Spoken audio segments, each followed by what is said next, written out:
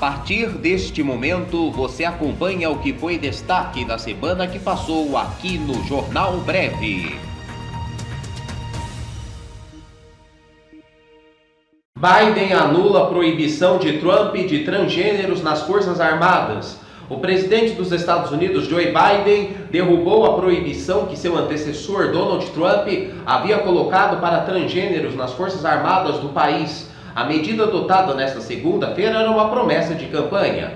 É a coisa certa a se fazer e é do nosso interesse nacional. General do Exército da Reserva, escolhido por Biden para ser seu secretário de Defesa e liderar o Pentágono, Lloyd Austin afirmou em sua sabatina no Senado que apoiava a derrubada do veto. As Forças Armadas dos Estados Unidos têm cerca de 1,3 milhão de soldados na ativa, segundo o Departamento de Defesa.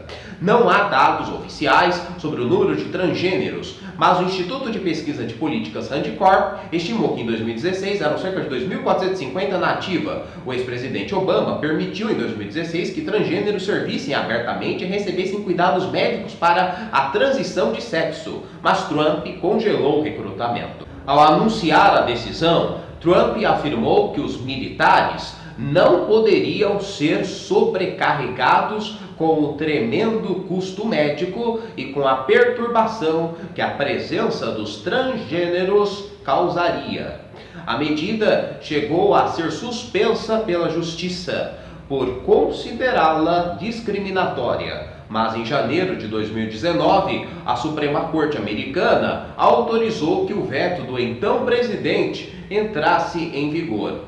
A Suprema Corte não analisou o mérito do memorando de Trump, mas decidiu que ele podia ser adotado e ser alvo de processos judiciais em tribunais inferiores.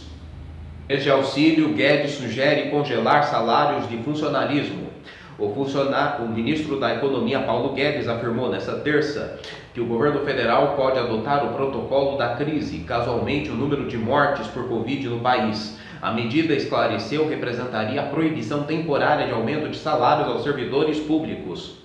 Temos o protocolo da crise aperfeiçoado agora. Se você disser que a pandemia está realmente assolando o Brasil de novo, você vai declarar o estado de guerra. E isso é o seguinte: não tem aumento de salário durante 2 anos do funcionalismo. Os pisos estão todos bloqueados e acabou esse negócio do piso subir automaticamente. É a cláusula de calamidade fiscal, um caso agudo de emergência fiscal, explicou. Mas tem que pensar 10 vezes, é igual apertar o botão nuclear. Apertou, paga o preço. Não tem só que pegar o dinheiro e sair correndo. O titular da economia observou, no entanto, que não vê motivos para alarde em relação ao avanço das mortes. Além da redução nos gastos com funcionalismo, Guedes disse que não seriam possíveis gastos extras também com outras áreas, como educação e segurança. Guedes explicou em uma videoconferência do Credit Suisse, da qual participou ao lado do presidente Jair Bolsonaro, que se for necessário, o governo pode acelerar as regras defendidas no Pacto Federativo, que previa o que ele chama sempre de 3D: desindexar, desvincular e desobrigar as despesas. O ministro usou seu discurso também para afirmar que as críticas a Bolsonaro e os pedidos de impeachment contra o chefe do executivo partem de pessoas que não aceitaram a derrota eleitoral em 2018.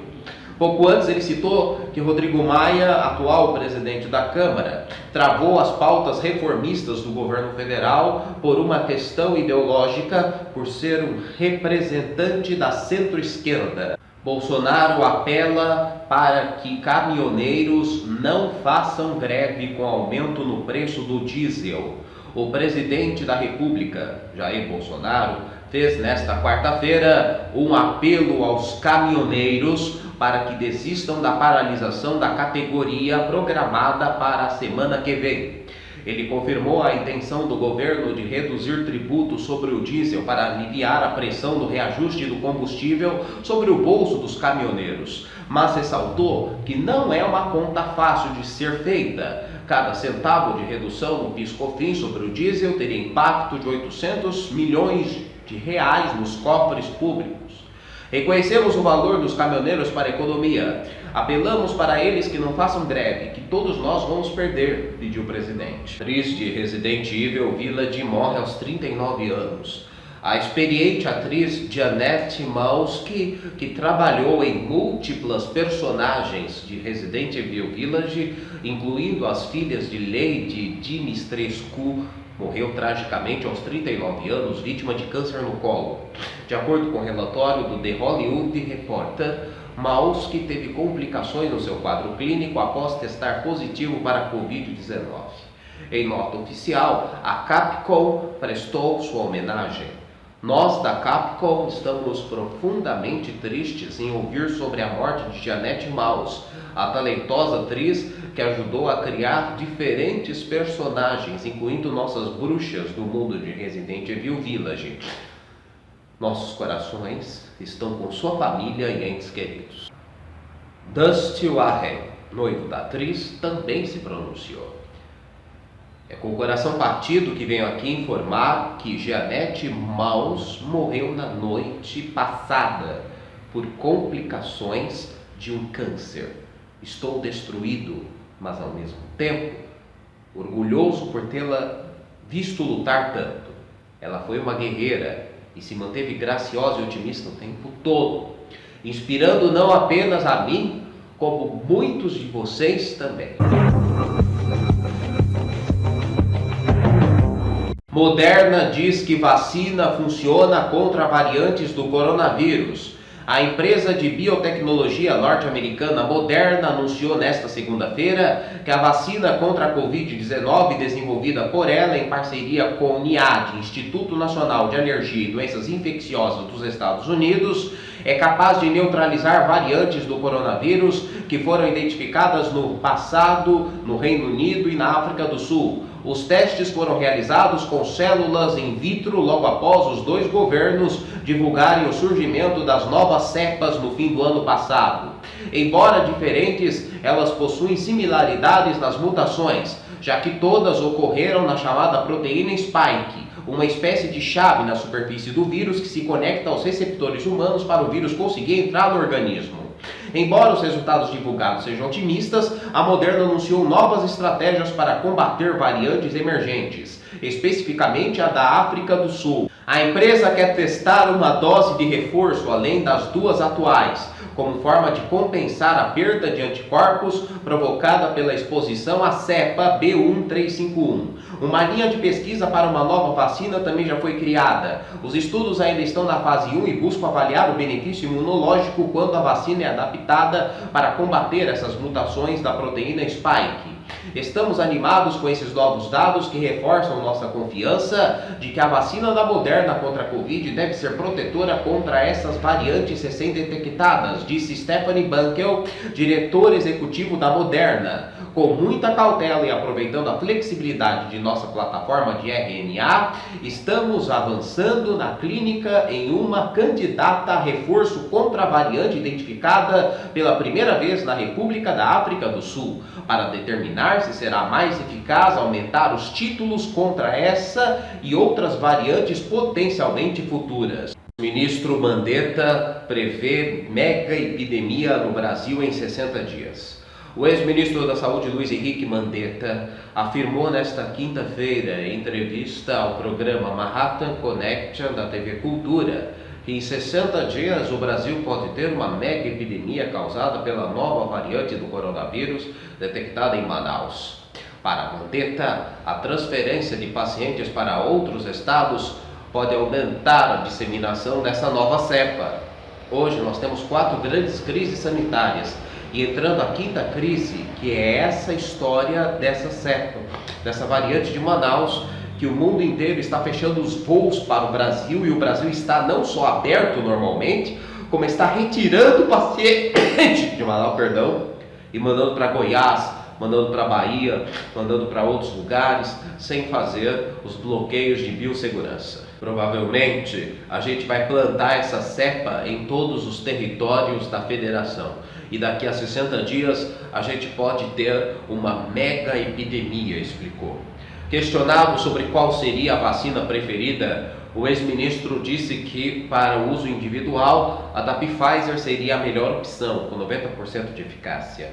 No entanto, para a imunização coletiva no Brasil, citou as vacinas Coronavac e da AstraZeneca de Oxford. Para um país como o Brasil continental, que não tem como levar uma vacina a 70 graus Celsius a todos os rincões, tanto a vacina da Coronavac e AstraZeneca, armazenadas de 2 a 8 graus, são aquelas que melhores se aplicam. E aquela que tiver disponível, eu vou tomar.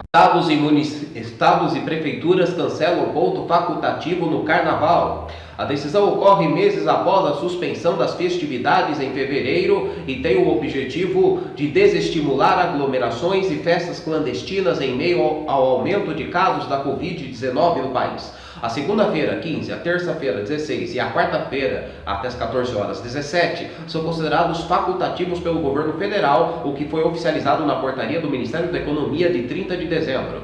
As gestões municipais e estaduais, contudo, que consideram parte das datas como feriado. Entre os governos que tomaram a medida de suspensão estão alguns dos principais destinos brasileiros para os festejos de carnaval, como Bahia, Pernambuco, Ceará, São Paulo e Minas Gerais. Em razão da pandemia e do cancelamento da festa em fevereiro, o Estado e a Prefeitura da capital entendem que não há motivo para decretar ponto facultativo nos dias mencionados acima, justificou o governo baiano. Justificativa semelhante foi divulgada por Minas Gerais. No caso do Piauí, a suspensão contempla a segunda e a quarta-feira. O governo de São Paulo e a prefeitura da capital paulista também decidiram cancelar os pontos facultativos da segunda e terça-feira de carnaval, em 15 e 16 de fevereiro, e na quarta-feira de cinzas, no dia 17. A decisão tem o objetivo de evitar aglomerações em eventos clandestinos em um momento de aumento de casos da cidade.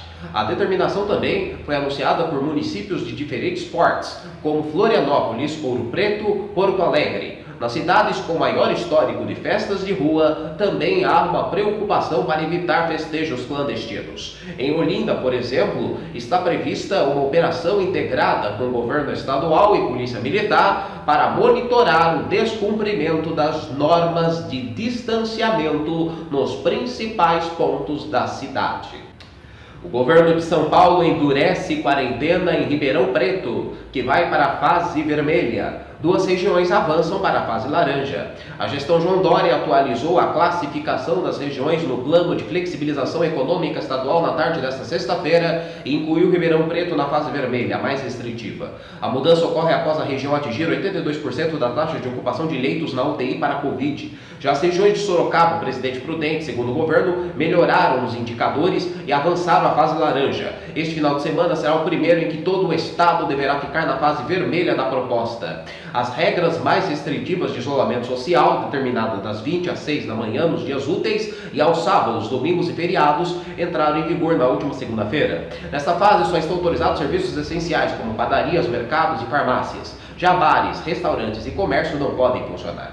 A medida valerá em todo o estado nos finais de semana dos dias 30 e 31 de janeiro e 6 e 7 de fevereiro. Desde o início do ano, o governo paulista tem feito reclassificações semanais. No final de 2020, a gestão estadual chegou a colocar o estado na fase vermelha durante as festas de final de ano para tentar evitar aglomerações e, consequentemente, os riscos de contaminação. A última reclassificação do Plano São Paulo ocorreu no dia 22 de janeiro. O Plano São Paulo prevê o rebaixamento para fases com regras mais restritivas da quarentena em regiões que apresentam grande aumento semanal de novas internações, mortes, casos ou taxa de ocupação de leitos de unidade de terapia intensiva. O governo também alterou o parâmetro de taxa de ocupação de leitos de unidades de terapia intensiva na fase vermelha, que passou de 80% para 75%. Pelas regras, nenhuma região poderá ir às fases verde e amarela antes do dia 8 de fevereiro. Você acompanhou o que foi destaque da semana que passou aqui no Jornal Breve.